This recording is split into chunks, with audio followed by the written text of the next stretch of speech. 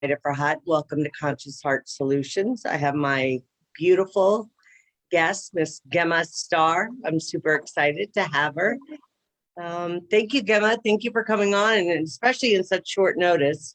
Gemma is I don't even know what, calling you an author or a writer would probably not really describe your creative expression and expertise and the way you articulate yourself and your writing is just exquisite. And I know I enjoy it. And I'm sure that there's plenty of people on Facebook that may be watching this live or will visit when it's uploaded to YouTube that will be excited to finally see a face with the name. Although we do see your beautiful face on Facebook, I don't know that many people have been able to see you in person and hear you share about yourself and your journey.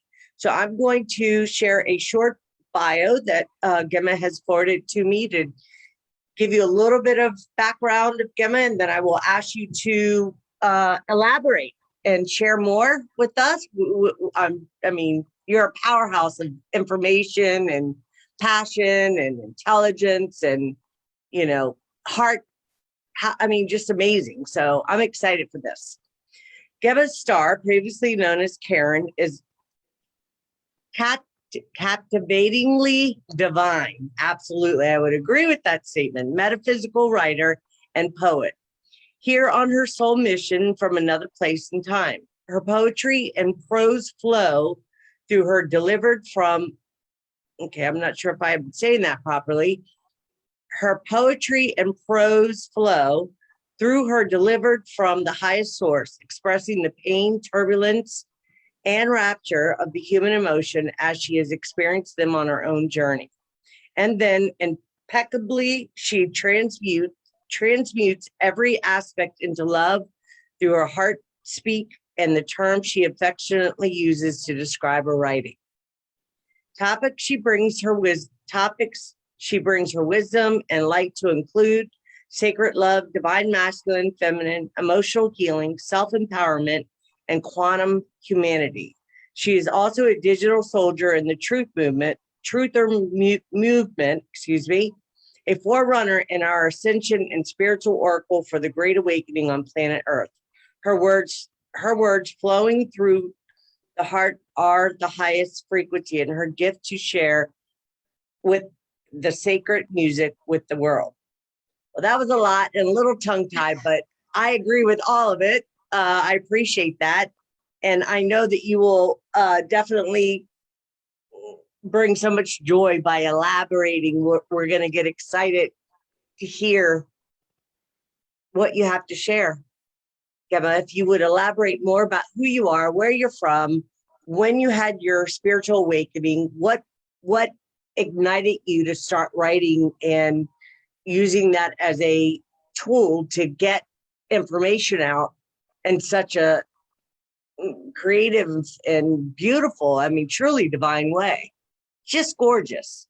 So go ahead, please. Okay, that's a lot. Okay.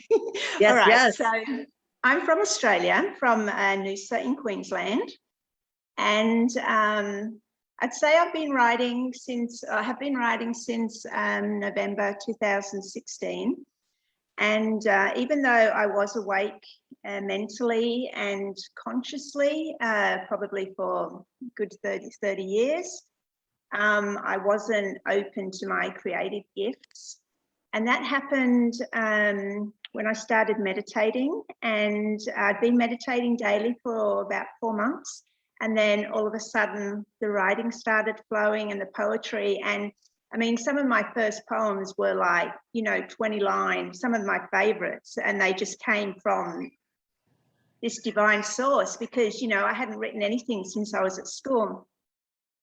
And so, I was pretty blown away and, just thinking, oh, it's a 1 off, it's a 2 off, it's a 3 off. And even though I don't write in the same style now, I'm more writing prose as my words come through more, like, even though the poetry is melodical, I was very, I I would tidy them up so the, you know, the lines and the rhythm were all sort of in poetry form. But now with the prose, it's even more free flowing, because, you know, you can, even though it comes with rhythm and rhyme, it's the form is very liberal and just as it comes through, instead of being, you know, in literal stanza form. So yeah, you know, I just write as something comes through. Sometimes I don't write for a couple of weeks. Sometimes I might write 3 pieces a day, you know, just whatever's coming through to be expressed. I mean, people, yeah, I don't even know where to go with this, because I mean, I see your posts often. You and I are friends, and I think it's just been in the past few months that I've really made it my business to read your post. Like if I see it, I read it. I don't just skip through it, because there's always something that ignites in my own heart. I mean, I feel it. I can feel the words, feel the passion, the power behind your writing. I feel it. And I think that says a lot for, especially those of us, people that have, especially newly awakened people that are looking for some place of sanctuary, some place of feeling safe or understanding what they're experiencing, or maybe, you know, they've been awake for a while and really haven't been able to express their own, you know, be able to articulate as lovely as you do and as powerful. And I can't say that enough. And I'm not saying that to keep using these words, but really that is the best words I can use for now to describe, you know, I mean, you can get quite political as well, right? And there's so much power behind that. So it's like you are definitely a forerunner for a lot of people in the truth movement, and a digital soldier, as you call yourself. I think there's plenty of us out there, and some have a more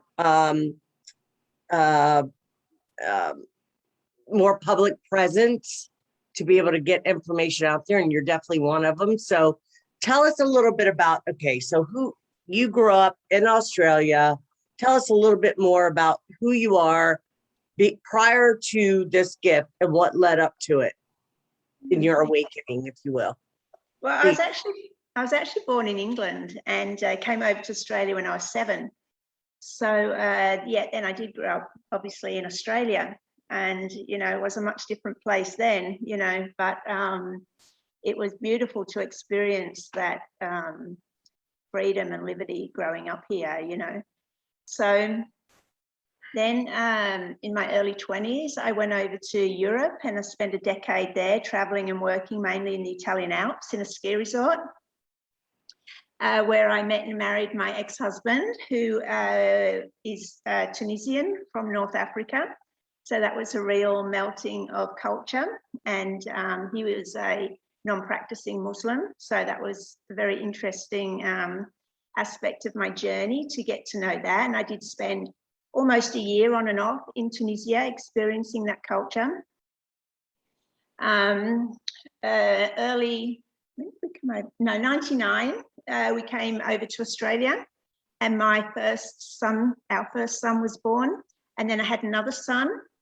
They're young adults now. And well, you know, we split up 7 years later. Oh, the kids were still pretty young, 1 and 3. And then I had, you know, really started my healing journey with bringing up the boys alone. And even though, you know, I already had started reading, I guess, self-help books, you know, long before this time, but really putting into practice manifestation. And, you know, as a single parent, it was tough. I wasn't getting any support, but I made it work. And, you know, I took my kids traveling to Europe and, you know, pretty much around the world several times. And I did it all while babysitting and cleaning, and no one could figure it out. But I figured out, you know, how to make this law of attraction work.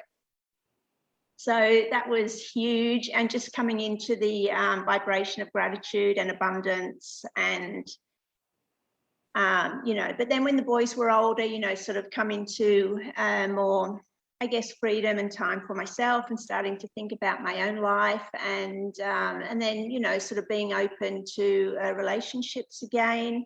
So that really kicked me off. At the same time as I started meditating in 2016 and writing, it sort of kicked me off again into my journey into love. And it's, I thought I knew what love was, but you don't know what love is until, I believe, that you understand the unconditional aspect, the acceptance and the no expectations, and what it really is, to come from a place that's not of ego, and then you've got the divine aspects and qualities of the divine feminine and the divine masculine, and incorporating them as a balance and harmony in your individual self, but also then making that work in polarity in a relationship, because and then in the greater collective, making that work in the community, and there's so many aspects, and all of this as I was processing stuff, or getting over heartache or questions or emotional discomfort in my mind, or actually processing these energies that would come through in my writing. I share a couple of 3 pieces every day. I sort of reshare things, and I can remember pretty much the exact what I was going through when I wrote it, because they're all so personal and coming from something that was actually happening, in my life. Because I can't write about anything that's not my true experience, my true authenticity as I see it, and as my connection to divinity has expressed it. Someone said to me once, "Oh, can you write something about grief?" And I was like, "Well, I can't, sorry, no, because I haven't experienced it. I haven't ever lost anyone close to me enough to know what my actual process would be. And if I was to just jot what I thought, or what, I'd heard someone else say, or how I imagined I would be, it's not coming from that emotional authenticity." So that's, as I said, every post I've written is something that I've actually experienced, and it's come through in that creative aspect. Absolutely wonderful. So Tunisia, that's interesting. Where I work, I have an office across the street from a place where it's called Tunis, and they just opened, and it was the first time I've even heard never even heard of the country Tunisia. And I met, and they're so lovely in there. They're such good people, very respectful, very kind-hearted, very, I mean, it's a seafood, fast food kind of seafood place. I went in there to spend a little money. I try to support local small businesses, but you just made me think of that. So, okay, so being a single mother with 2 boys who are now grown, and you're in Australia. So what was the point of where you experienced something that happened? Okay, so you said in the opening that you've been awake probably for about 30 years, but only since 2016 did you start noticing real happenings that were making you aware that there was more going on than can you elaborate a little bit more about that with us? Just so, yeah. Well, I think I can sort of see 3 stages to where I am with my awakening. The first one was back in, early 20s, where I sort of started reading books on reincarnation and the Tibetan book of the living and dying, Buddhist principles, the law of attraction, conversations with God. All those ones that the classics, Wayne Dyer. Conversations with God was a huge wake up for me. Amazing. I read that a long time. I mean, that was, that so probably had the most effect out of all of them on me. And I have it right there. I reread it occasionally just because it, I don't think it's a book that you would read one time and you could reread it. And as a matter of fact, now that you just brought it up, I think that's a signal that maybe I Yeah. Yeah, and it's so And easy to read because it's in question form. Well, Sure. that even back then, put a lot of pieces of the puzzle back. You know, I mean, it's Sure. one thing to understand the process of reincarnation, but I think one of the vital pieces in my journey, at least, is understanding soul agreement. You know, why life is unfair, why we get the parents we get, why we grow up in the circumstances, you know, why we're with the people that we fall in love with. You know, all these soul agreements. And when you get that piece, there's no animosity, there's gratitude for the journey, understanding that this is what we chose. Yes.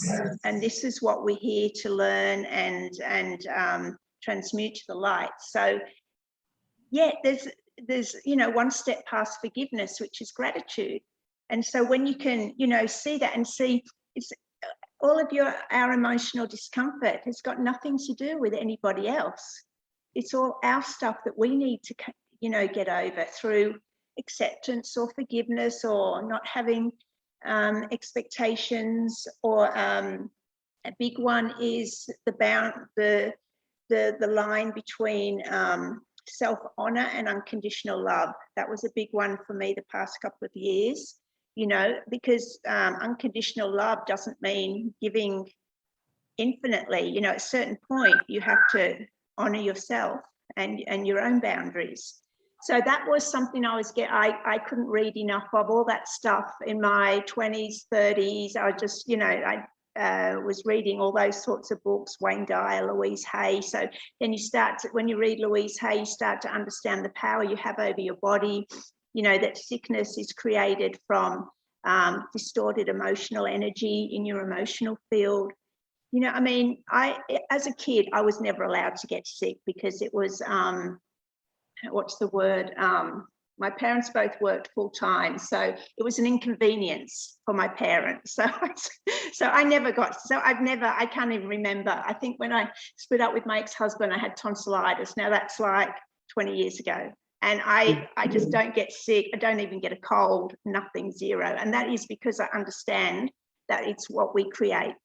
So, and it's this stepping out of victimhood of not being in control of your body, but you get to a stage, Louise Hay's books are brilliant, you know, to understand that power's actually in here and we're not a victim to receiving or getting illness. Anyway, that's how I see it. I understand some people have a disease and illnesses because that's in their soul agreement, like we spoke about before. But for me, you know, I've just always been, you know, a clear vessel and, you know, never had anything, never sickness, illness, broken bones. That's pretty amazing, Gemma. Nothing. Well, no prescriptions, absolutely zero, just pure health. But, you know, that's because I learned from an early age that it's all psychological for me. Might not be everyone else's journey, so, but for me. No, I respect that. Okay, why is that? Katie, there's a lot of feedback when I speak. Okay, there we go. So that was, that early awakening, you know, before. And then in 2012, I had what I call my truther awakening, which was I started looking into 9/11, and from there that leads you down all the rabbit holes of, you know, the truther movement. So I spent a couple of years on that. Now back then there weren't that many people on Facebook that were actually talking about this stuff. So I was posting it on my page because, you know, when you first find that stuff and you can see it so clearly, you're like, you just want everyone to be able to see what you can. Absolutely. But of course, yes. In that process, it doesn't happen that way. Excuse me 1 second, Gemma. What can I do, Katie, to fix this? Because when I talk, it's feedback and it doesn't sound very kind, very good. I haven't put it on my page yet. I'll do that while I haven't accepted the tag. Okay, yeah, sure. Here we go. I know. I don't know what to do to stop the, okay. You may need to exit and come back. Okay, right now it's not doing it, so we'll see if we can keep going, but. Okay. Were you hearing the feedback, Gemma? No, good. No, okay, on my end, I was hearing it. Audio interference on your end, okay. All right. Well, it's working now, so that's okay. I appreciate everybody's patience. I'm wanting to have a clear connection here. So, okay. So, yeah, you're absolutely right. I remember a long time ago, and I'm not a big fan of Oprah. I used to be Super Soul Sunday until I became aware of what I'm aware of Dr. now. Phil, yeah. Yeah. Yeah. And that's okay, because I also, like you, feel that they have a contract. People, and I was one of them. I'll be the first one to admit that. I I was very angry about reptilians and Dracos and all this stuff that we hear about, these different star nations that are here controlling humanity and so forth and so on. But at some level, I'm really starting, if I just think about my own personal life, regardless of, because when we're talking galactic and domination and control and Draco laws and so forth, and I'm only bringing this up because there are so many people that we looked up to for so long. For instance, the Dr. Phils, the Oprahs, and so forth. And until you have that awakening, and then you realize, how did I not know this stuff? Right? It takes you back. Like, how in the heck did I not know this? Yeah, it But doesn't bother me because everyone has something to offer us, and it's a good thing when you outgrow your teacher. So, yeah, I learned a lot from Oprah. I learned a hell of a, I love Dr. Phil's style because I was always into the workings of the mind, and I liked his style where, like, basically deal with it. It's something not to be in well, victim that's mentality. So I yeah. did learn a lot from both of them. Sure But did I. then, Sure, yeah, you outgrow absolutely. them, and Yeah. you move on, and you connect with other people. And I love that bit of the journey. But everyone's got something to offer along the way. But what I'm referring to, though, Gemma, is who they are and their position and power, and what they do for that position in order to be able to broadcast certain things to humanity. And people don't know that they are, under a dream spell, quite literally.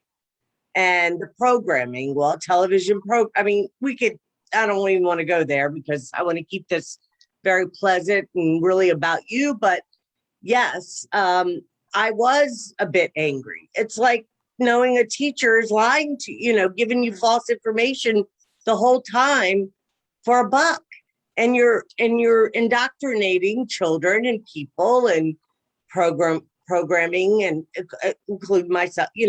We're constantly bombarded by information that's not very pleasing. It's not about being a victim. It's about being, as you say, a digital soldier, or even in your own communities, to speak, and to plant a seed, and not to, to be unapologetic, and not to compromise our integrity anymore for the comfort of other people. Right? I went through that with my own family, and am right now. It's been a big battle going back and forth because they just don't get me. And I'm just not interested in small talk and nonsense conversation. I don't care about Louis Vuittons. I don't care about big houses and fancy cars. I mean, I like nice things, and I'm not judging people that have those things. And I'm not saying that I don't aspire to have a nice home, but that's not where my value comes from. And that is not my object of desire, right? Yeah. Like you, in a different way, I like to bring guests on like yourself that can share, like, doing creative things that are able to get information out there to where it's a little bit softer in your approach, and sometimes not. I definitely encourage people to go to Gemma's Facebook page, because you will be pleasantly surprised, and probably very, she will grab your heart for sure. With some of her writing is just absolutely exquisite, and I appreciate you, and I want you to know that I enjoy them, and I learn from them, and I feel them. And you're a voice for many of us that don't know how to do that, aren't there to be able, don't have that, maybe do it in other ways, but not the way you're doing it. So thank you. Anyways, I want to go back to, yes, it's like, I remember Oprah saying, it's like getting a piece of chocolate, and it's so good. You want everybody to try the chocolate. Like, taste this chocolate. It's amazing. You know, you want to share with your friends. You want people to taste it. You want to welcome them. It's comforting and so forth. And the same thing when you have the sweet smell and aroma of what I call an enlightened soul, a pleasant conversation, one that is intelligent and stimulating and heartfelt. And I love it. So please continue, share more. So yeah, so in 2012, for a couple of years, I sort of went through that truth through awakening and, you know, started going to protests. I was with Anonymous before it was infiltrated, that sort of scene. And then, you know, I lost a lot of friends over it because, you know, filling my timeline back then, and there was no fact checkers back then. So, you know, you could sort of go Yeah, for right. Yeah, I remember. pretty much anything. But as it was, and I sort of, you know, it sort of fizzled out after a while when I realized people weren't as enthusiastic as me about it. But then you know, being with those sort of truther people, there's also a link there to the troll scene. So, you know, I started hanging out with some online trolls and nothing, you know, I wasn't a very good troll, but, you know, sort of hanging out in their groups, but not really doing, you know, any external work. But, you know, that was because I was quite naive, you know, growing up in Australia and quite a sheltered life. So that was really good because that opened me to a lot of the darker web. You know, they were sort of openly exposing everything except child pornography was always the one place that nobody was allowed to go. Everything else was allowed to be shown, touched on, whatever. But so just as a, you know, just to let people know that even back that aspect of the dark web, there was never, well, not that I saw anyway.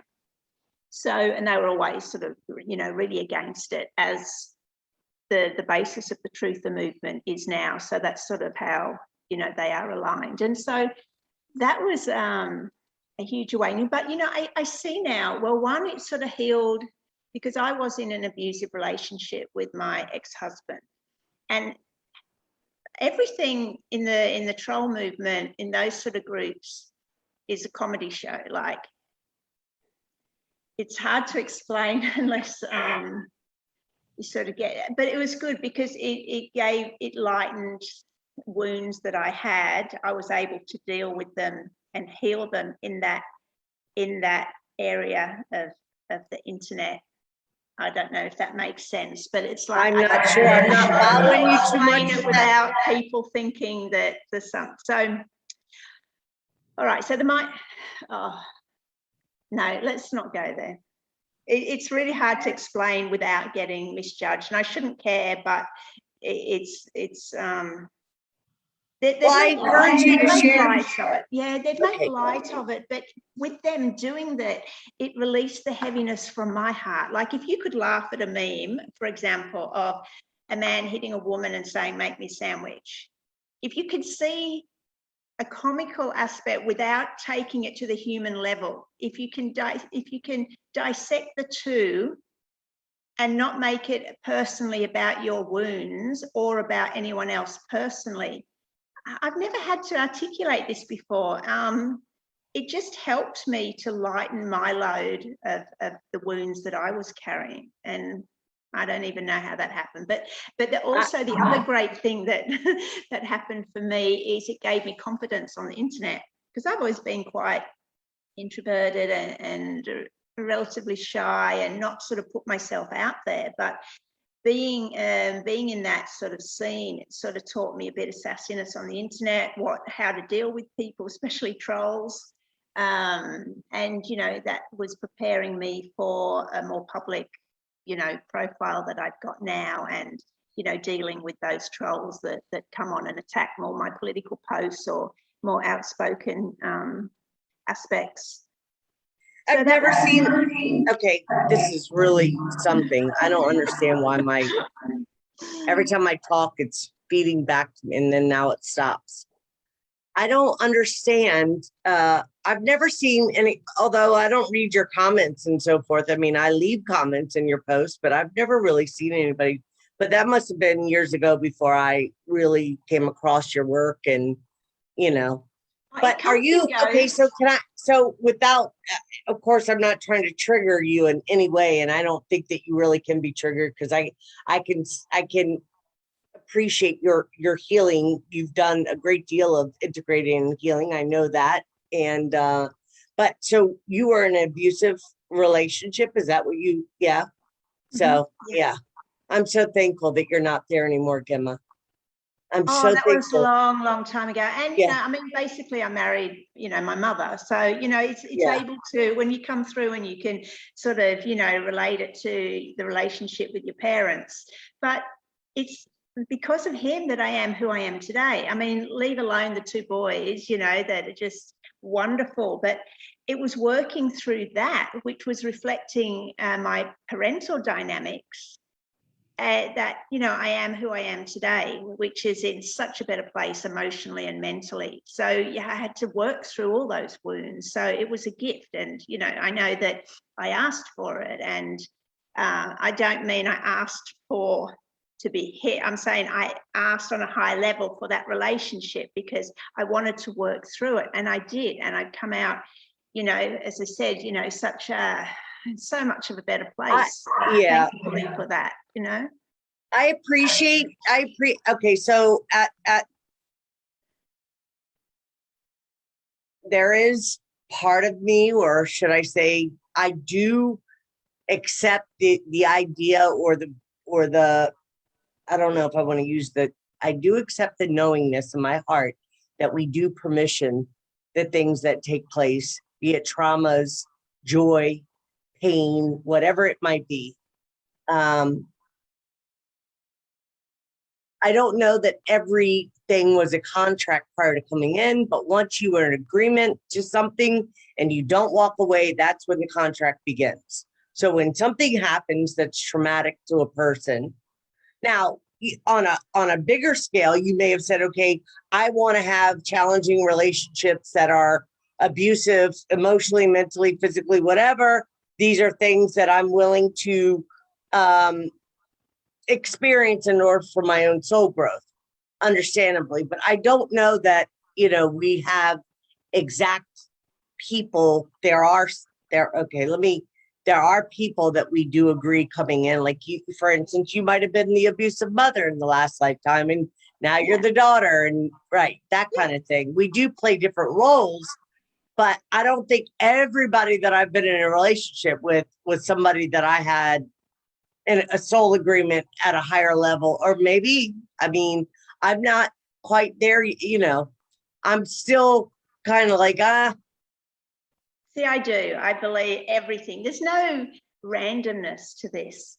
You know, when in the quantum field, it's all about alignment and energetics. And there's no randomness to who we meet, when we meet them, and, you know, what plays out in that relationship. So it's probably my ego saying to me, I mean, I get it, but it's part of me like, okay, it's still not, you know, I'm not fully, I've come a long way. Believe me, I've come a long way. But some things are just really, it's like, wow, how could I have ever agreed to that? But I'm open to that. I'm open to it. And I think being open to it has helped me be able to heal so much more too, to say, hey, wait a minute, as quickly as I'm judging somebody else for doing these horrific things, whether it's to me or even children or anybody or animals, like, I think, well, from my understanding, I have past lives that weren't so, you know, I wasn't so good, so to speak. Like I've been involved in some pretty dark, horrific things myself. And so and I'm aware of a few of my past lives, and they're parallel lives. That's another thing. We could probably, I would love to have you come back on and go deeper into that topic itself. But go ahead, please continue. Yeah, see, I do. I believe every interact, even with, you know, the children, we choose our parents. Everything is, you know, agreed upon. The basics before we even incarnate here, and then, you know, as things are tweaked as we go through. I mean, you know, we're meeting up on the higher levels. We're making these agreements with people. You know, what's going to play out, what we need for our highest growth. See, we might not, when we have some resistance here, it's because we're not seeing it as part of being necessary for our highest growth, because all we felt is pain. But if you're still feeling pain and resistance with that connection, there's still more healing to do. And when you get past that healing, and you can see it then for the beauty that it brought into your life, that you are now at a higher understanding, and you're not experiencing as much emotional pain and distortion, that then you can understand and be grateful, and in retrospect understand how it came in to give you that gift of you know, a higher teaching. Because I wouldn't change it for the world. I mean, I went through hell, you know, 10 years we were together, I think 7 married. You know, but I'm the sort of person, if I give my heart to someone, it's like 100%. It's like I will stick it through until there's absolutely, you know, no other choice. Well, I was like that too. I was like that too, but I also learned some pretty bad behaviors of getting in, dating married men, being the, you know, the other woman kind of thing. I never, ever will live that life again. I learned the lesson. Your self-honor, you know. Luckily I didn't have to go down that path. I've probably done it in other lives, but didn't have to do it. But I mean, I grew up, I mean, my father, I didn't have very good role models to teach, you know, and I'm not blaming outside of myself. I understand where the and it's something I always knew innately inside me that I didn't care for. Like, you know, you have people that have what's it called when you have several partners and everybody's in agreement to that and polygamy? Whatever. Is it? No. Is it it's something else? I don't know. Polyamorous. Right. And they're okay with that. And you know, and it's not about being it's just I just don't want to be a part of, you know, I'm not going to be in you know, in someone's harem. You have all these women and I'm not doing that. Yeah, I think I did that in other lives, and where I agreed to, you know, accept certain behaviors, and if I didn't, whatever it was, or I did that, where I had plenty of lovers, maybe, and I don't know, but I don't want to do that anymore. I've been single and celibate for 4 years by choice. I went, I think it was 13 or 14 years when I was bringing up my kids. Yeah. Yeah, I think it's that polyamory, and look, it's just a personal point of view, is more a frequency. Like you get to a certain point of consciousness where you want a deeper one-on-one connection with someone, and that can't come if you're in an open relationship. So I think that just comes with time. You reach a point where you just know that that doesn't feel right. I mean, not that I've experienced it in this life, but you know, for me, that's how I feel, because I feel into things, you know, a word or an action or a situation, and for me, that's what it feels like. That it's just something that higher level of needing that depth and that connection with one soul to be, you know, sort of united in that one field can't come if you're sharing your energy with multiple partners. Right. But, you know, I can understand that would definitely be, you know, someone's exciting adventure, but not mine. I mean, I can say, I mean, you know, well, I think part of it too is like when you, okay, so for instance, a woman or man for that matter that may have been sexually abused, and you learn that sex is a way to either, it's a quick fix. It's like any other drug, food, sex, you know, whatever outside of ourselves. Of course, when we're talking about sex, we're talking about engaging and intertwining energy. So that's a bit more serious for me, right? Of course, I didn't understand it. I didn't understand then what I know now, right? So, excuse me. So, I mean, I was the kind of woman, like if I met you, I would, even with my girlfriends, like I would know off the top if you're somebody I could hang out with or not, just being around you for an hour, not even that long. And, but I didn't have boundaries. Boundaries were all because of the things and I'm still learning how to do that. I'm not the best. I mean, yeah. I think one thing for me was, when I look back on my younger years, was mistaking sex for love. You want that connection so badly that you could get in a loving relationship, and you think that that's the way you're going to get it. And not unfortunately, I had a lot of lessons to learn there, but now I know, it's I just love looking back in retrospect and seeing how all the pieces fell together, to make me who I am today. And that's why I'm so grateful, because I am in such a good place today that I can give gratitude for it all. And if I had to relive every single day of it to be who I am today, I would. Every single minute of it, I would. It's very, I think everybody, I mean, it's clear that you have done a great deal of amazing work, healing yourself, being a teacher and a guide for a lot of us. I mean, I'm always willing to be a student. I never, even though I believe I know some things and I am a learned being for sure, I also know that I'm not, that there's so much more to learn. I don't know everything. I'll never proclaim. Yes, that's right.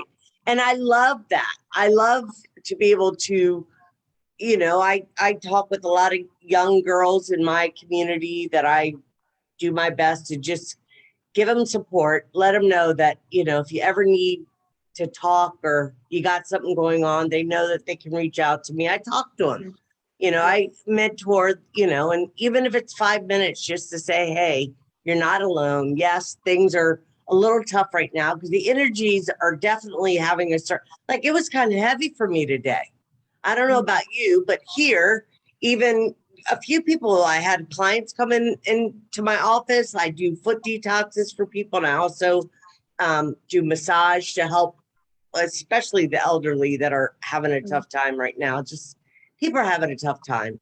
So I just try to give a little nurturing love the best I can. But yeah, it's the energies, this Mercury retrograde, there's a lot of planets in retrograde. And when there's full moons, I definitely feel either I'm really elated and I got a whole lot of energy, or I'm feeling heavy and dense and sad, and certain memories will come up, and, I have to just let them move through me and just sit still and know that, Yeah. I mean, it's always good to remember that emotions are literally energy in motion, and they're like a wave. They come through, you feel them at the crest of the wave and you're engulfed in them, but they will pass, if you feel it and let them pass. That's how I always deal with it. But, I'm a pretty calm ocean usually these days. So, I don't feel a lot that, I felt what I actually feel now in retrospect, that is the last 4.5 years. I'll be almost 5 years now since I started writing, and I was writing all my processing and heart speak and everything. And now, even though I love writing, I don't have a lot to write about, because I feel, well, I wrote that back then. It's not like I wrote it back then and I healed it in that post, and I don't need to rewrite it now because I'm not processing, I'm not going through it. So I feel that it was sort of like as if a bit of a forerunner for what everything's going through, as if I had to experience it a couple of years, sort of prior, and write it. And that's why I reshare my posts, because, it's still valid very much today, what, for someone out there, what, well, that's what I was going to say. Yes, absolutely. Years ago. Yeah. Yeah. Well, so I mean, we could agree on a whole that a lot of, most of us, if you're in these human vessels, and some would suggest we are more than human, there's different star nations here. I know I'm one of, I know I'm a Pleiadian. I'm okay saying that. And I love that. And I love reptilians. I love Octurians, and I love Andromedans, and I love humanity. I love my family. You know, I was caught up in the, the whole stuff. Evidently, there's a big belief that we've brought this galactic war to the planet so that we can work out our differences and ascend and move into higher states of consciousness and unify again and come back together as and of course I'm always for coming together in love and unity and being able to work our differences out and truly love, if you want to use the word unconditional. I don't think anything's unconditional ever. I don't. Yeah, well, not in this realm anyway, not in the 3D realm, and in the higher realms it can be, because, we've got these filters and these mindsets.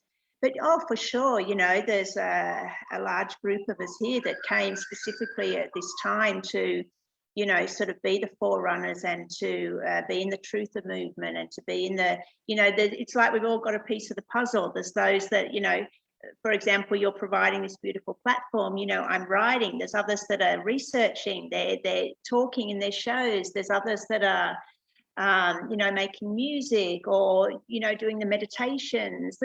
We've all got a piece of the puzzle and we're all sort of here putting it out. And there's so many more coming through now and awakening, and it's all laid out for them. They've got the platforms to look at. They've got, the writing and the articles. And so I think, a group of us sort of did choose to come and experience these things earlier to sort of, just because we knew, the bulk of the awakening would come through. And now thereafter, you know what it's like when you first awaken to these things. You can't get your hands on enough information. And, to be honest, some of the books that were written, back in, 20, 30 years ago are a little outdated now, if that's possible, and some of them aren't. Some of them are, classics forever, but some things you could sort of see, it's like when The Secret came out, and it was talking all about the mental process. If you think about something long enough and often enough, you'll make it happen.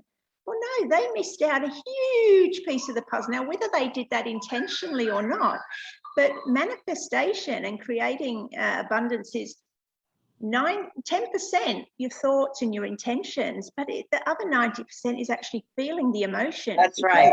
It's the emotion of the heart that goes out into your field and aligns with like energy. So when you're feeling, gratitude for what you've got, even if you've only got, I remember when I was bringing up the boys and, maybe, just have chicken legs or baked beans or, really cheap stuff. But I'd always be grateful for it. I'd always be grateful that I had money to pay my rent. I'd always give it graciously. But thank God, I've got money for rent this week. Pay my electricity bill. Thank you that I've got enough money.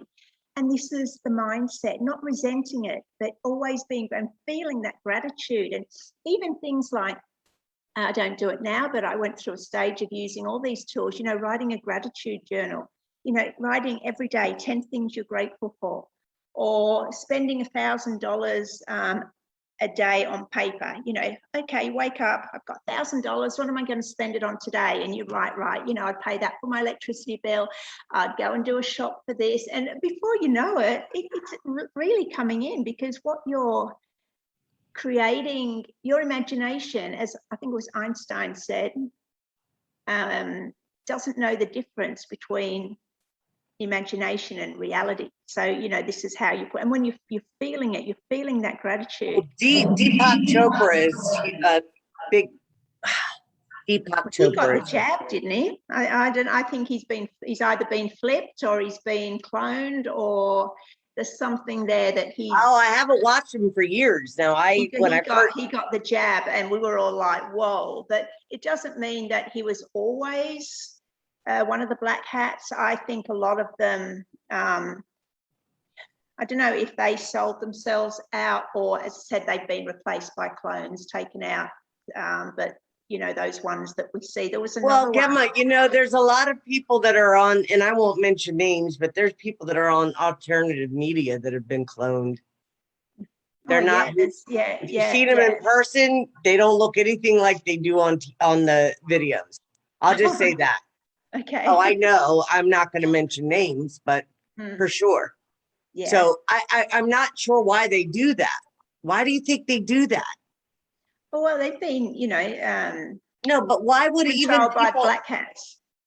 No, but I'm saying people that are in the like truth movement or the spiritual, Well, like there's. infiltration, as in all aspects. That's how the dark came. They didn't attack. They infiltrated in every agency. Like it means. You think it's only? So you think it? I'm sorry to interrupt you. You think it's only the dark side that uses clones?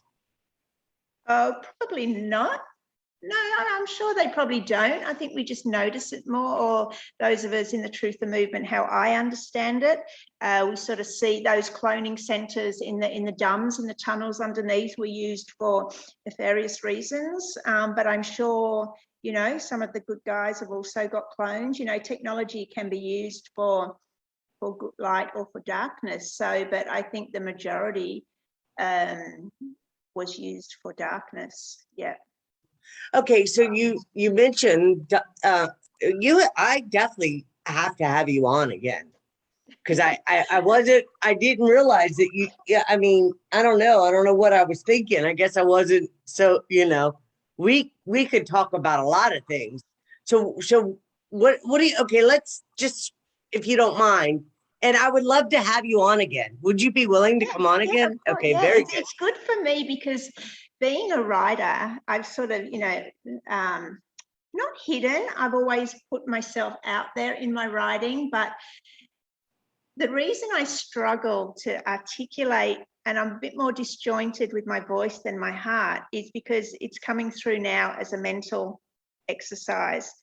Whereas when I write, I'm in a totally different space and it's literally coming out my heart and I'm in this beautiful feminine space where I literally just let it come out. Every piece has got its own energy, but I can feel it coming through. Whereas now, I'm a bit more self-aware and self-conscious, but it's really good for me to practice. So I'm happy to come on anytime. Thank you. And I do believe that this is the next step of my journey because I have done over the years a few, here and there. But and I do enjoy it. I was nervous before, but it's just like bungee jumping or changing your name. You just do it, But I love doing, sort of impulsive things and just doing it for the hell of it. But so yeah, anytime. Oh, I appreciate that. I write. So you and I, when we connected for a short discussion prior to you coming on, and it was so lovely to meet you then. But I do a little writing, not to the extent that you do, but I've considered, there's going to be a time I believe I'll finish that book. I don't know that I have, a bunch to write about. What I thought was a spiritual memoir turned into a more of an autobiography, but I was highly targeted when I was writing because I had a Kundalini activation, and quite literally everything I was writing was becoming, it was manifesting, literally, like as I was writing.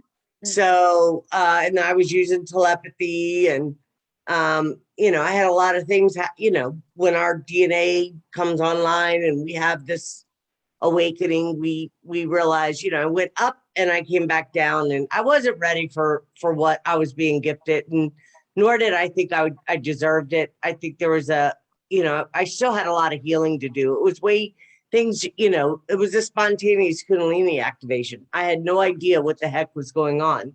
I've always considered myself to be a pretty awake and aware person my entire life.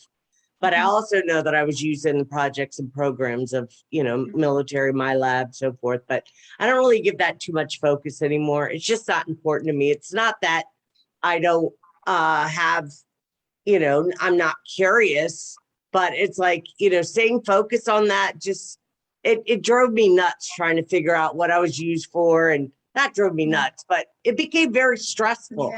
Yeah. And I just said, I have to let it go. My whole life, what I thought my life was completely like, where have I been my whole life? That's kind of what I felt, and it was something, but, and I just feel at this point that what's meant for me to know in order for my soul growth, I will receive what's needed. And I trust that I am going to, I believe that I've cleared my karmic debt, and I believe I'm moving into Dharma now, where I'm going to be able to gift others. And I always ask that my hands are blessed so that I can bless others, and like you, I am grateful for my experiences, because I definitely wouldn't be where I'm at had I not had them.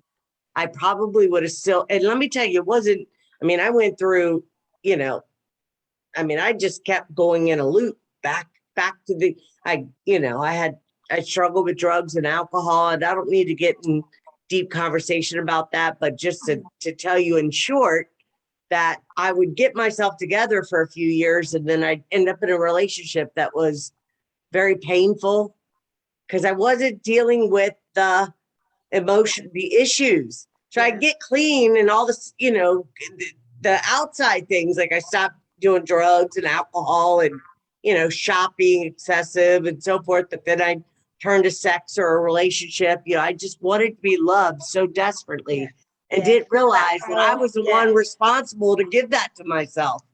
And nobody else was responsible to do it for me, include my healing and everything else. It's a hard pill to swallow, but once you get it and you start integrating and doing the healing and the processing, and I'm not going to claim that I'm like, I don't think we ever arrive, ever. And but that's good, because I love learning and growing. There's always somewhere to go. The day we think we know it all, we have nowhere to go. It's just the start of the next level. That's right. and I know that I'm moving into this new, it's a new time for me to move into, to level up in a big way. And I'm better at writing than I am articulating myself. I feel like I used to be able to talk better, communicate better than I do now. It's odd. I don't know. It's almost like I'm like, what happened? It's like I've lost words, if that makes sense. Always express something better in writing than sort of articulate it too. Because I think you're right, because it comes from the mental construct of the mind rather than from the heart space when you're, trying to articulate yourself and sound good. I don't want to sound good. I'm not looking to be, I want to communicate well, but I'm not looking to be like, this intellectual by far. No, authenticity is the key, and it comes across. People can feel it. And, I think if I had to say, why do people, resonate with my writing? I think it's that aspect of authenticity. I think you can feel that. Absolutely. Right. Just for one example, I can just feel the frequency of words. Now, only because it came up today, a friend shared a post from someone, and I was aware of this other guy who has since blocked me, but he took a piece of my writing and he added a header and he had added a footer in his own words and was sharing it as his own. And that was a while ago. And, I sort of approached him about it and he blocked me, which no worries. But then I saw it shared again today. And I said to my friend who had shared it, I said, I can feel his first paragraph and his last paragraph are not in the frequency that I wrote my bit, the bulk of it. Yeah. And it was a masculine sort of words when mine were the feminine. And that just goes to show, it's the truth and the feeling that comes through in the words. And for someone else to add a header and footer just threw it totally out of the line. But maybe only I could feel that because, I can feel in my words, like there might be two words the same and I can feel which one's got the higher frequency to use. Definitely. And that's, I can just feel. Well, and it just naturally flows so much. It's when it's, as you say, a higher frequency, it definitely flows differently when you're writing it. And that's the music in my head that's literally coming out in that rhythm and rhyme and that flow. It's and when I read my posts, they do sort of, and I can tell when it's a post. I do write the odd post, especially political posts from the head, and it's different. It's more structured, more in paragraphs, whereas the prose is more vertical, you know, and flowing. And so, So what do you think? I'm very aware. What do you think is going on? Do you think that President Trump is going to come back and be president? What's your thoughts on that? Well, maybe not president as you're used to the president, but president of the Republic, the 19th president of the Republic, or play more a figure, a world leader figure, as you know, the old states and borders collapse, the old as the world as we know it. It's very interesting. I mean, I do believe he is definitely behind the scenes now, but as an American leader, but they're allowing the shadow Biden to play out to try and wake more people up. Because there's such a power when people see a truth and come to the awareness in their own time and space, rather than someone telling them or demanding it. Because if Trump had come in after the election, which has now been proved, you know, fraudulent, and right, it's fraudulent, come in, I mean, most people would have seen that as, you know, tyranny, the same way many people are starting to see tyranny now from, you know, Biden and, you know, our Australian politicians. So if he'd have done that, people wouldn't have been as open to it. Whereas now, whether it's going to happen this year, whether it's going to take another year, you know, who knows? But it's more people are accepting it. It's going through the legal process, the audits. So it's not like Trump just walking in, because so many people, the media had programmed so many people to think he was someone other than what he was, that, you know, for him to walk back in, would it just be a form of tyranny again? But now, when it is time for him to come back in, people will be awake. They'll have seen the movie play out of the virus and the jabs and the medical segregation, that, you know, it'll come to a point where the majority, even though we had the majority already in the election, but of the other side will welcome him back and understand that how close they came to the loss of freedom worldwide. Do you think that he's also being, I mean, so I prefer Trump over Biden any day, but I'm also not, you know, what's the word I want to use? I think that he too you know, he's also being used for certain things as well to keep things it's not going. The real Biden is dead. Well, we know that. I mean, yeah. Well, I won't even go. I mean, how many Trumps are there? I mean, there's, yeah. So it's all a big hologram, and there's a big show being played out, and we are being called to, you know, pick one side or the other. And of course, I will favor Trump over Biden any day. I don't vote. I don't believe in voting. I think, you know, I don't need anybody to be my king or, you know, govern me. I'm a grown woman. Yeah. I'm a sovereign being. I can think for myself, make choices. And if I make foolish choices like getting a jab, I deal with those consequences. I also deal with the consequence of not taking it and choosing to, you know, stand in my divinity and my freedom and my, you know, I don't worry. So, I mean, I drove myself nuts, Gemma, with worrying about all of it just feeling like I wasn't doing enough, and I couldn't get through to my family, and I couldn't get through to my neighbor. And well, I remember when I first woke up, like I was telling the bus, you know, driver and the cab driver, like everybody, do you guys know what the heck is going on here? But it's like, I don't, you know, it's like the same bird with two wings for sure. And they negotiate what's going to be allowed and what's not. And I'm not suggesting that, I definitely appreciate Trump far more than I will. I mean, I just think it's just, I don't know where people's minds are that they can't see the drama that's playing out, the complete dream spell, the complete nonsense. And they can't wait to come home from their jobs to sit and watch, the local or the news to see what's next. And it's just, well, and you heard Katie earlier saying the stuff they're putting on the news about, riots and this and that stuff's not happening in DC the way that they are, uh, um,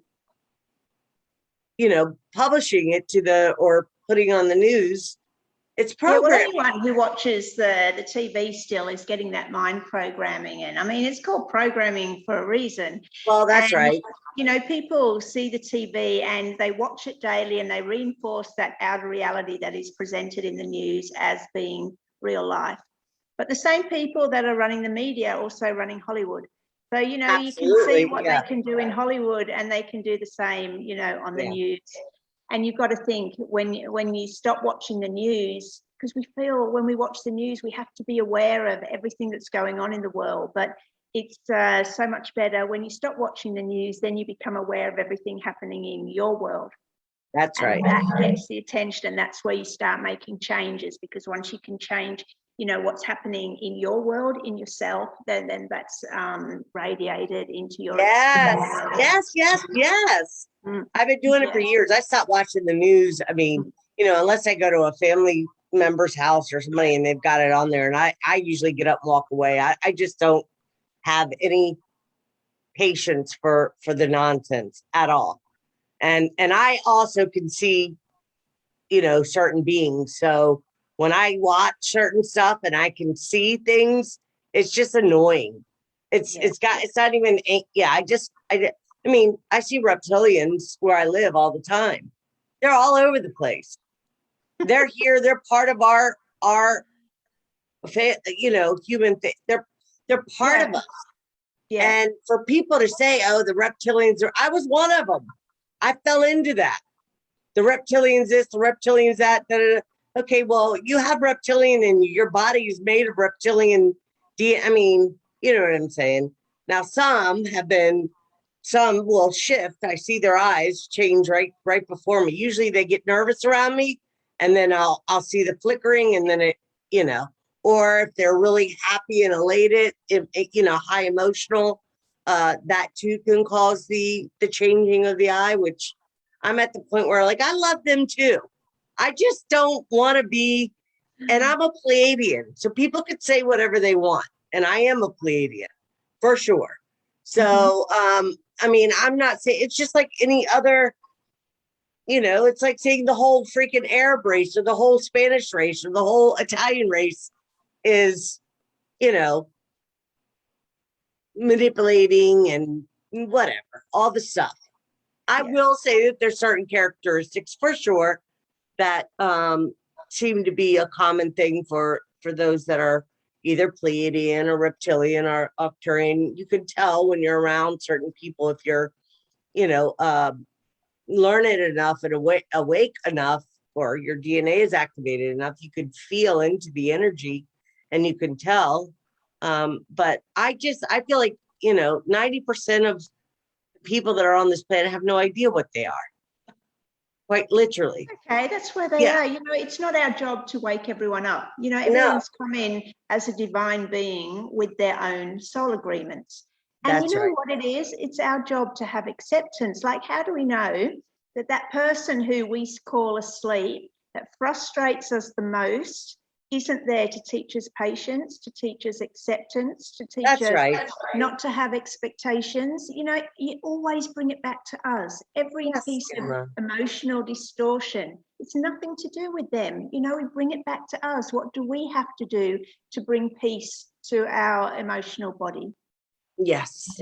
Thank you for that. And I have to remind myself of that often, because I will say that I'm, I don't want to use the word guilty, but that can still be challenging for me, especially because I've been mocked and teased from my family about sharing certain things. And, and we trigger each other. And I just said to myself, I have to walk away for now. I have to. It's like going back to, people that are addicts and they're using drugs. And if I want to stay clean and sober or live a different life, I can't be hanging around people that are doing drugs. It's like somebody that eats at freaking McDonald's every day.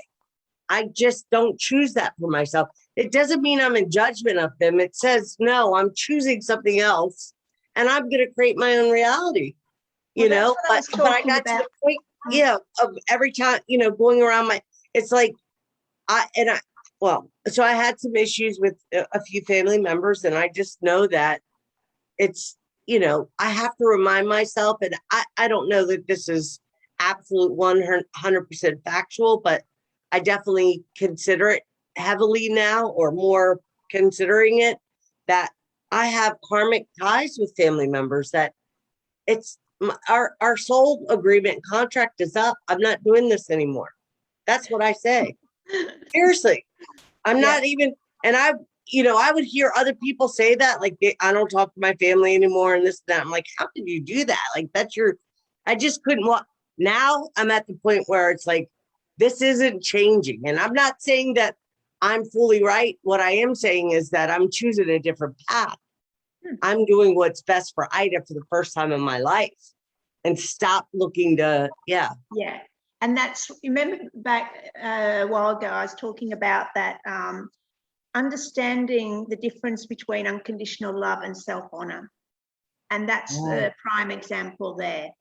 Unconditional love would be to give of yourself. And in the meantime, you're depleting your own self. And that's when disease comes through and, emotional distortions. But when what you did, you feel that point where I have nothing else to give without depleting myself. So I need to walk away in self-honor and give something back to myself. Yes, Gemma, thank you. You said it so perfectly. Yes, thank you. Thank you. You're welcome. That's so true. Yes. We can only give in unconditional love when we have an excess to give away. When we're so full of our own healthy energy, we have enough to give away without depleting ourselves, because then we start feeling resentment and we start feeling anger. We're giving of ourselves. So that for everyone, it's a really important journey to be able to differentiate. And I think, well, I know as women, it's the feminine energy. It's actually feeling into, if someone asks something of us, does it make your heart expand? That means, yes, you've got enough to give away. But if you start contracting, if it's someone, for example, that, you've got, well, I don't anymore, but you used to have those friends that would phone you up and talk for hours on the phone, and it's all about them and after you'd come off feeling really depleted, and then they'd call you the next day and you'd know it would be them, but it's like, that's an example of your heart contracting, that you don't have enough to give away, for them. Or you can get on the phone and say, look, I've got 10 minutes, go for it, but after 10 minutes, I've got something else. That's the boundaries. That's right. Because I used to be the one that would listen, or I would dominate the conversation. Yeah. And I did that too. I can admit that, because I noticed that now I've gotten to a point where it's like, I don't want to talk about the same things over again. We can have a discussion one time, and then the change behavior is necessary. Otherwise, I need to walk away. No more will I continue to do this roundabout. Yeah, even with myself. Trauma bonding. Yeah, like, trauma bonding. Well, that's exactly what it is. Yeah, and it's like I don't want to do that, and that's quite frankly what I feel like a lot of my family relationships have been, is just trauma bonding. There's no real.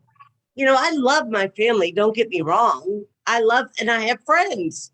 I have, people that would never do for me what I've done for them, ever. Yeah. And I've loved them, and it's like, Ida, it's like, I've never known how to be selfish about my time and my energy and what I give. Because I've always known that somehow I would always be okay, and I'd be able to get more and do more. And I put everybody before me. And it was a part of that was not knowing my own value and worth. That has changed. through self-love and healing and so forth. Yeah. But you've helped me so much, Gemma. You don't even know how much you have. But you got to remember that not everyone wants to change. There's a lot of people who subconsciously enjoy being a victim because it gets them attention, or it gets them out of having to be responsible for their choices. So they don't want to heal because they stay in that trauma because it gets them what they want, what they seek in life, but they'll never be empowered that way until you can step out of there's certain frequencies. There's a book called Power versus Force by David Hawkins, I think his name is. It's brilliant. It goes through everything from shame, guilt, all the lowest emotions, and then it goes through at 200, the frequency, there's neutrality. Okay, wait a minute. What is it again? Can you share it again? I've got it, but it's power versus force. I'll look it up after. Yeah, Go ahead. yeah, it's really good. Put a little note to myself.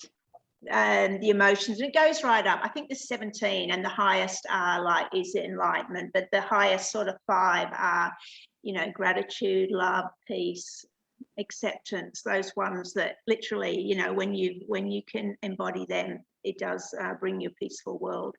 But it's a book that I'd highly recommend just for understanding the human emotional process and how, and this is what the dark side likes to keep the collective in guilt and shame. This is what religion has done. This is what, the dark side of the sex industry has done. This is just keeping people, because under 200 people are in that victim mentality. And until you can step out and start taking responsibility for every single thought, action, reaction, you're never going to step into that embodiment of peace and love, because you're always waiting for someone else to give it to you instead of, bringing it. And that's where I'm at, Gemma, that's where I think I've done that in some areas, but I'm really ready to go full force with that. And that is, I don't have any interest in blaming anybody for my behaviors or say it's because you did this, that I did that, I said to a family member, I'm like, I'm not saying I'm right, but what I am saying is, as long as you can't own yours and you're not willing to have a look at yourself, I can't keep doing this. We do this. We break up, make up. I have a family member, a sister who I love dearly. I love her. I truly love her. And she's been one of my biggest cheerleaders for sure. And, getting off drugs and this and that. But I also know there's something there's something that serves her for me to keep myself small, if that makes sense. Not small, your but energy. Yeah, your energy. Where I'm not moving past or growing past the whole dynamic of our relationship. I'm the youngest of 12 kids, and they still like to call me little, I'm 53 and my baby sister. Okay, that sounds all good, but you guys, I left home at 12 years old, right? And yes, my family has helped me. I will never say, I'm very appreciative, and I've shown my family to the best of my ability, that I appreciate the help that I've received over the years or so forth. And I've always given back to the best of my ability. My point is I'm at a place in my spiritual development and my emotional maturity that I'm no longer willing, if we're not getting a resolution or coming up with a solution and how to change the behavior by dealing with the core issue, I have to walk away. It doesn't mean that I think that I'm right. It says, nope, I'm going to go on my own journey over here and have a look. And maybe I've already dealt with that. And I keep thinking or believing that there's something more wrong with me when it comes to this. Maybe I've already expanded past that, and I just keep looping in my mind. Yeah. So most people do things backwards. They try and change the external situation in the hope that it will bring them the peace that they're seeking inside. But if you do it things the other way, like you find the peace and the resolution with the situation, okay, nothing to do with the other person. You find a way that you can accept that situation. Now, whether it's through understanding these soul contracts, or it's forgiveness, or it's walking away. And once you find that peace in yourself and you're vibrating with that higher energy of peace, in the quantum field, you can only align with other things that bring you peace. So then everything in your external reality will start vibrating peace, because that's what you're in alignment with. You can't do it back to front. You can't change the external thing permanently without changing the inner world. And that's exactly what's going on. My inner world is definitely changing. Yeah. You know, I've gone through stages of this, and I'm at the point where I'm not interested in anymore. I don't look to be right. I don't look to blame. I don't look to, you know, prove myself. I don't need your validation. I don't need your, you know, for you to love me or adore me or any of those things. You know, I can do that for myself, and I do. And I've gotten quite comfortable with being able to give that to myself, which means that I'm no longer inviting, nor will I accept. It's healthy boundaries, saying, I don't want this kind of, I love you and I want a relationship, whoever it is, friends, it doesn't, I want, you know, but if reciprocity is out there, and I'm not talking about like, I take you to lunch, now you have to take me to lunch. If there's no emotional engagement, or I'm giving, and you're breadcrumbing, I won't accept that anymore. I did that for so long, and I wanted to be not recognized. That's the wrong word.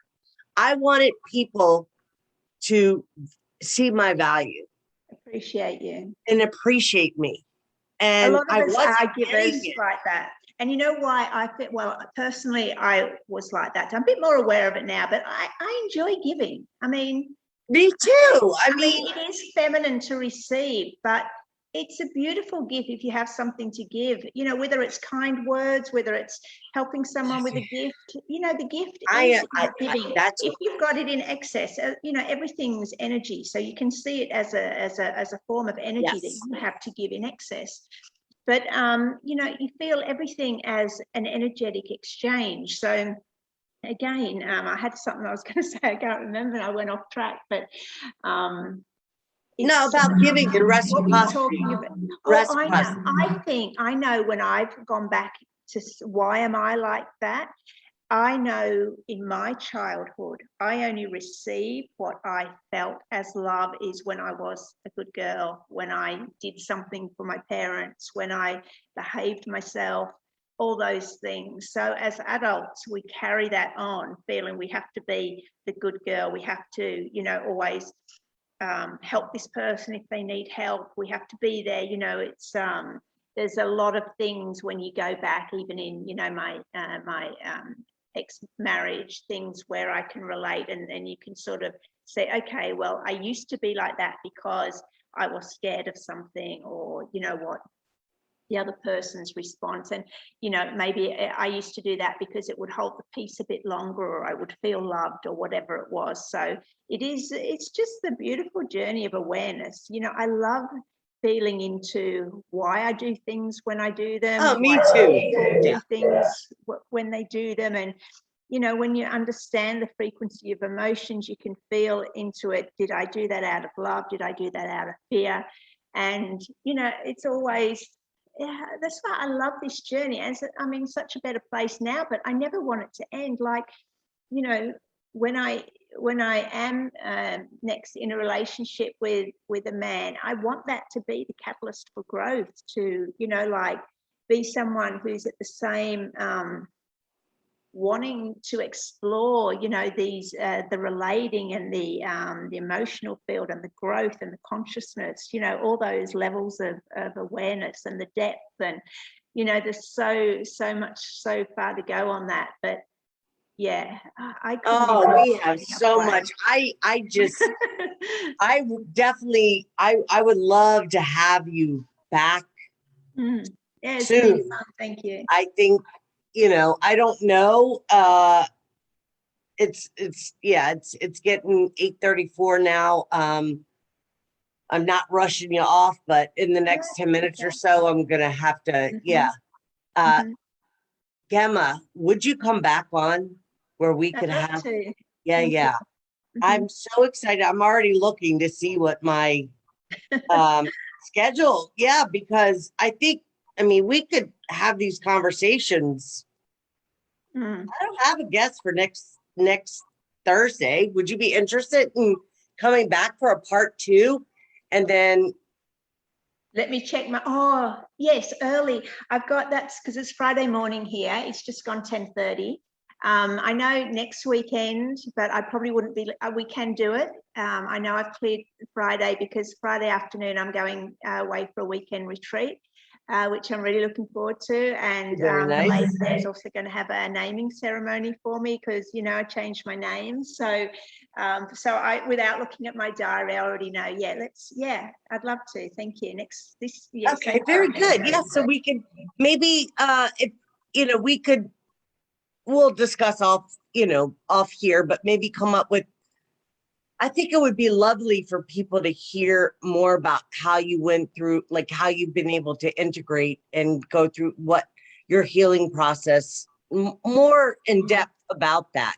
Because I'm sure many women and men, but we'll just keep it, would love to, get some guidance and, some tools from you that would be useful to help them on the, in their healing journey. Me for one. I mean, I definitely, this conversation has been so helpful and so liberating. It's lovely. Not that I look for people to agree with me, but when I get somebody of your caliber and somebody that's already done so much of their healing already, and then for you to say, okay, I get it, and this, and this, have feedback on that, it helps me to realize that, okay, I'm on the right track. And yeah. Nice. It's important. I don't want trauma bonding relationships with people anymore. I want to take full responsibility for myself, the energy I bring to others, and what I allow to come into my space. Exactly. So you are a huge, I appreciate you. You've helped me tremendously. Thank you. So Gemma, so you want to share where people can find you, your work? We're hoping that you'll get a published book out with all these beautiful poems and writings that you've done. You've mentioned that you did publish one. Is that right? When we spoke, can you share a little bit about that? And if people may be interested, go ahead. Yeah, it's called And Then I Met You. It's available on Amazon and Book Depository or the main online. Don't worry about the reviews. They got attacked by trolls from, this is where, some of my more political posts around what happened, was it last year, the Black Lives Matters movement and things where I was more outspoken. Their retaliation was to go and write a whole heap of bad reviews, which I don't care. The book will get to the people that it needs to get to. That's correct. That was more a gift for myself anyway. So, it's, but it'll have its time. It's not quite its time yet, but my first couple of years of poetry. So other than that, I'm only on Facebook. I just sort of keep to one platform because it's enabled me to put all my writing in 5 different albums. You go into my photos, there's Divine Masculine Feminine, Sacred Lovers, Quantum Humanity, Emotional Healing, Self-Empowerment, and a poetry album. So there's over, I think, about 1,300 posts. That's amazing. I'm telling everybody. To put them in a book for me, great. Yeah, I'm not going to do it at this stage. It's just like, but, so, that's I'm there, and so I mean, you are just such a delight, such an amazing woman, such a definitely a somebody that I highly respect and I honor you. I say I love you, sister. I appreciate you. I really do. Thank you for what you bring to all of us, to all of humanity. Your work is really just amazing. And I know how much you've touched my heart. And I know that there's so many other people. If they're not watching the live, they will see on my on Soma Fusion video or Soma Fusion Media and Conscious Heart Solutions. We'll get this video out, but next week we'll have you back and we'll talk more about, you know, the healing process and, you know, come up with maybe a little bit of a curriculum, if you will, of maybe some guidance and some steps that people can take to help them and finding, returning to their heart and forgiveness, love and gratitude.